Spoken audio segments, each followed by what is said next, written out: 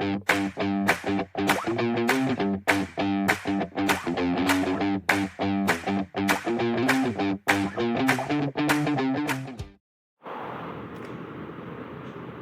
का टॉपिक है PIH, pregnancy induce hypertension.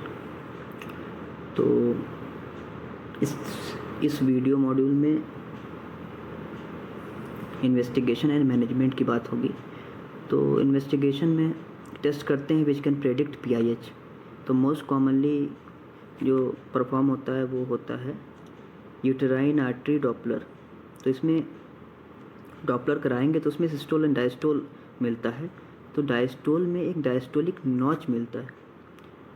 तो ये डायस्टोलिक नॉच जो होती है नॉर्मली डिसअपियर हो जाती है by 22 to 24 weeks of pregnancy, जो कि PIH के पेशेंट में प्रेजेंट होती है।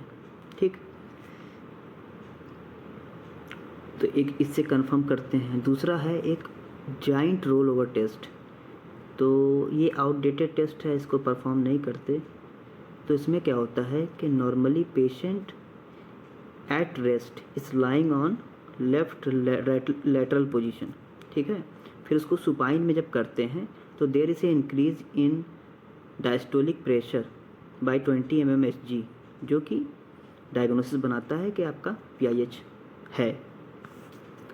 तो बेसिकली रीज़न ये है कि जब वो पेशेंट लेफ़्ट लेटरल पोजीशन में लेटी होती है, तो जब वो सुपाइन पोजीशन में जाती है तो जो बेबी का वेट है वो आपके एब्डोमिनल एओर्टा के ऊपर हो जाता है। ठीक, या कॉमन इलियाक आर्टरी उधर होती नहीं है तो उसके ऊपर आ जाता है बेबी का वेट, जिसकी वजह से जो डायस्टोलिक प्रेशर होता है वो बहुत ज़्यादा इंक्रीज़ होता है, 20 mmHg मतलब।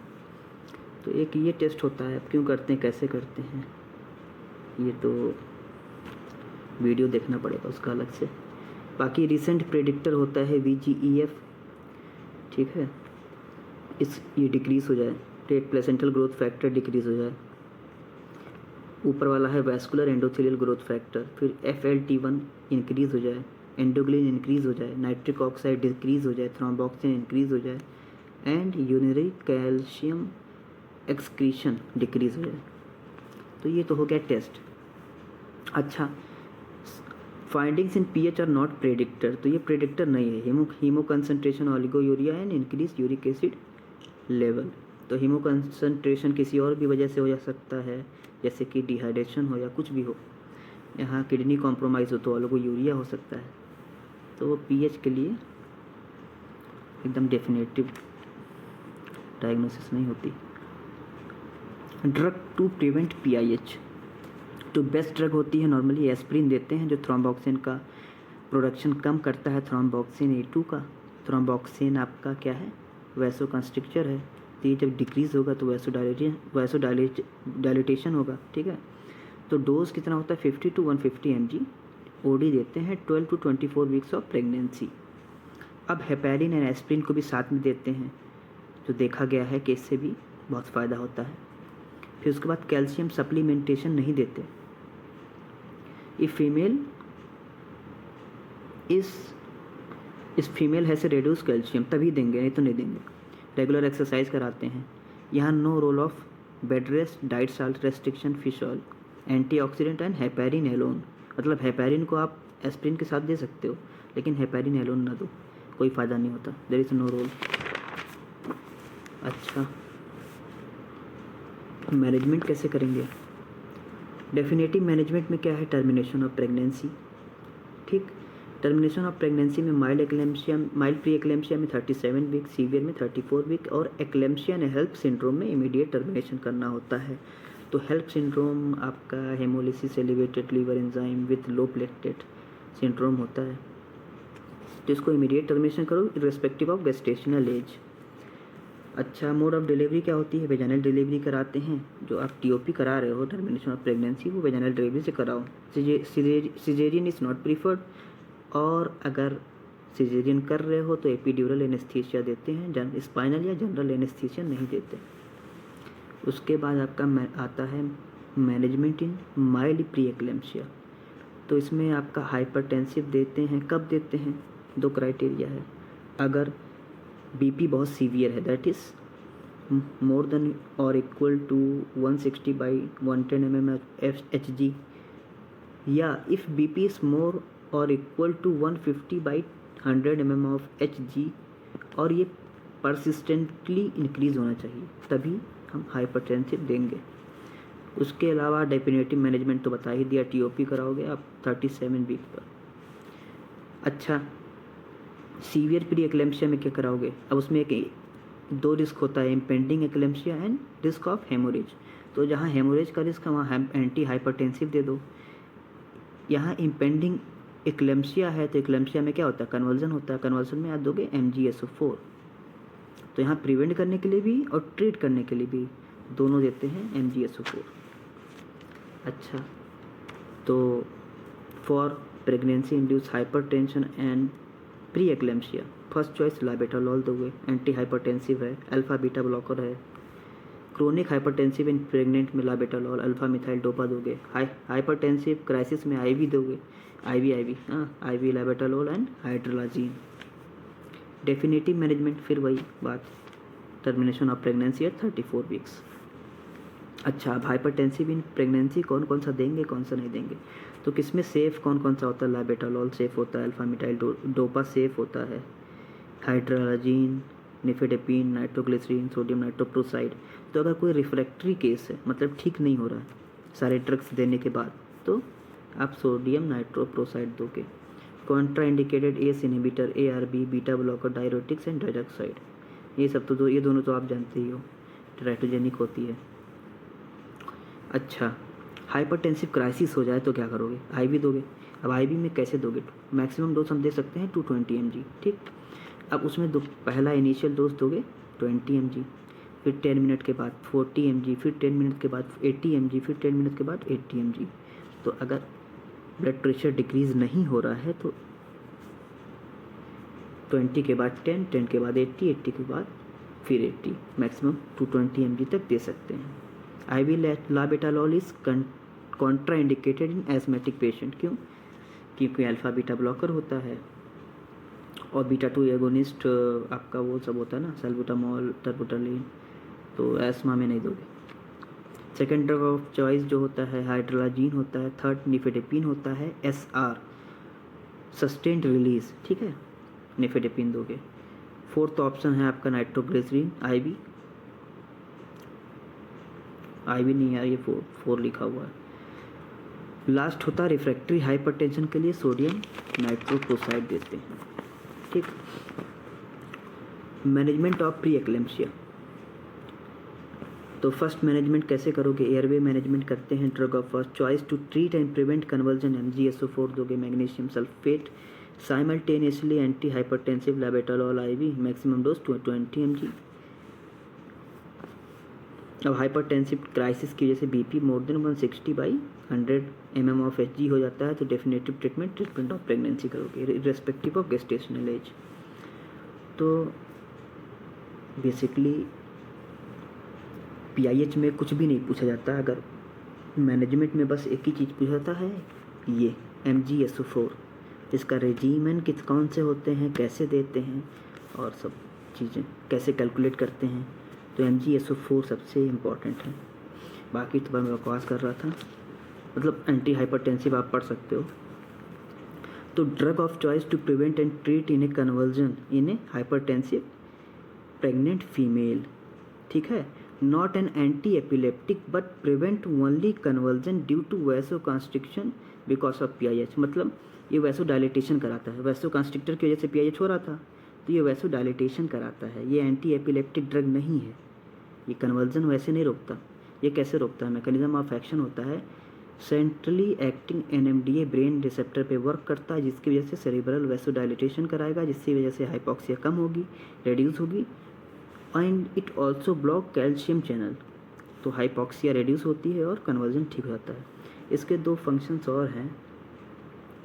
It also reduces the production of acetyl choline, जिसकी वजह से मसल कॉन्ट्रैक्शन होता है, ठीक है, तो उसको भी रिड्यूस कर रहा है।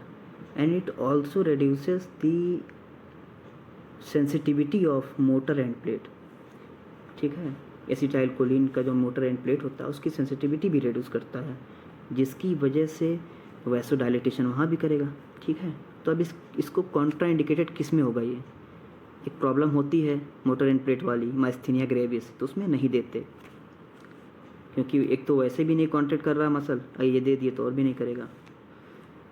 अच्छा, और कैल्शियम चैनल ब्लॉकर नहीं देंगे साथ में, क्योंकि कुछ ज़्यादा ही ब्लॉक कर देगा कैल्शियम को। एक साथ में कैल्शियम चैनल ब्लॉकर भी दे दिए तो रेस्पिरेटरी अरेस्ट हो सकता है।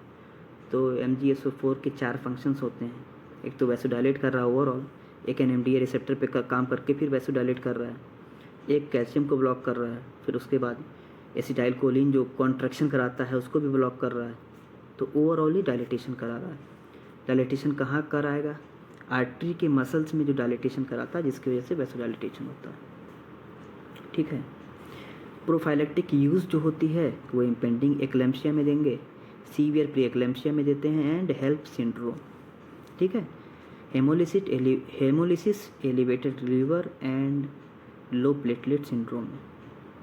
तो MgSO4 के 2 रेजिम होते हैं। ठीक है, एक MgSO4 एक प्रीचार्ट रेजिम होते हैं, एक होते हैं सीबाई रेजिम। तो प्रीचार्ट रेजिम में होता क्या है? सबसे इम्पॉर्टेंट है, मोस्ट कॉमनली परफॉर्म है।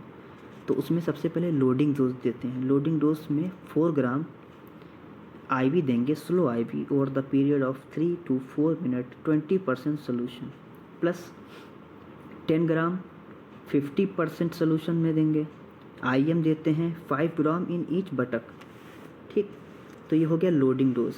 उसके बाद मेंटेनेंस डोज 5 ग्राम देंगे every 4 hour till 24 hour after delivery. Delivery के बाद 24 आवर तक एवरी 4 आवर 5 ग्राम देंगे। ठीक है, या आफ्टर कन्वर्जन के 24 hours, whichever is first. ठीक है, अच्छा, 50% solution IM is given on alternate buttock. तो ये आप मेंटेनेंस डोज दोगे, वो एक ही बटक में नहीं दोगे, अल्टरनेट दोगे। क्यों? क्योंकि to prevent the abscess formation, तो एब्सेस ना हो। अब ये इधर जो बताया है 4 ग्राम IV देंगे, फिर 10 ग्राम IM देंगे, तो ये तो 50% सोल्यूशन की वायल आती है, तो इसमें कुछ कैलकुलेट नहीं करना पड़ता।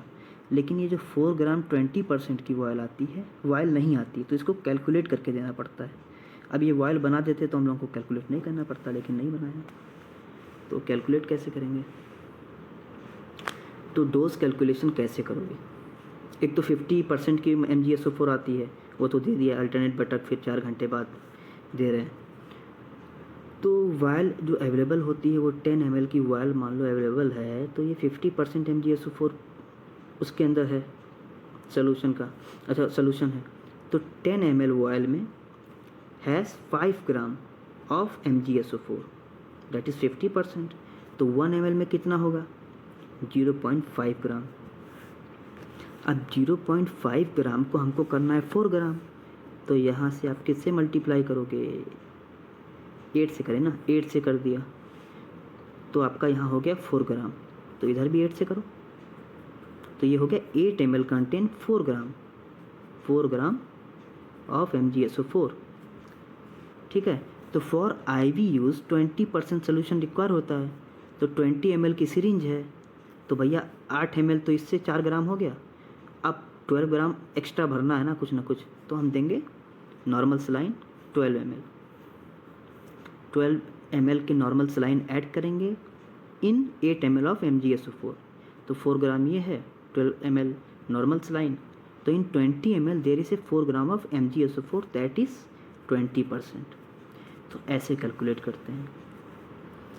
अच्छा, तो MgSO4 दे दिया, ठीक, लोडिंग डोज दे दिया। अब मेंटेनेंस के लिए कुछ पैरामीटर्स होता है, उसको चेक करते हैं। क्यों चेक करते हैं? क्योंकि हो सकता है MgSO4 टॉक्सिसिटी ना हो जाए। तो knee jerk patellar reflex present होता है, urine output more than 30 ml per hour, respiratory rate more than 12 breath per minute, and SpO2 more than 96%। अगर ये सब प्रेजेंट है तो मतलब टॉक्सिसिटी नहीं हुई है, और ये सब एब्सेंट हो तो टॉक्सिसिटी हो चुकी है, तो हम लोडिंग डोज नहीं देंगे क्योंकि टॉक्सिसिटी हो गई है। तो हम क्या करेंगे, उसका एंटीडोट देंगे कैल्शियम ग्लूकोनेट।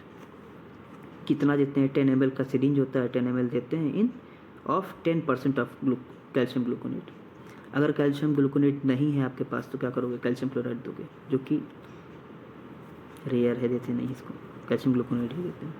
दूसरा रेजिम सिबाई रेजिम है, उसमें लीस्ट है, ज़्यादा मतलब इम्पॉर्टेंट नहीं है, तो इसमें 6 ग्राम IV देते हैं, loading dose for the period of 20 minutes. फिर 2 ग्राम IV देंगे, मेंटेनेंस डोज एवरी 4 आवर। तो ये आपका हो गया ट्रीटमेंट। तो यहाँ तक अगर आ गए हो, अगर कुछ भी समझ में आया हो तो इस वीडियो को लाइक कर दो, और अगर ना समझ में आया हो, वीडियो ख़राब लगी है तो गुस्से में आके सब्सक्राइब बटन को दबा दो, ठीक है। Thank you. तो ये हो गया हम लोगों का PIH का इन्वेस्टिगेशन एंड मैनेजमेंट, जिसमें MgSO4 ये हमेशा पूछते हैं एग्ज़ाम में, कैसे दोगे, कहाँ से दोगे, क्या क्या करोगे, यही सब MgSO4 के बारे में पूछा जाता है बस, और किसी के बारे में।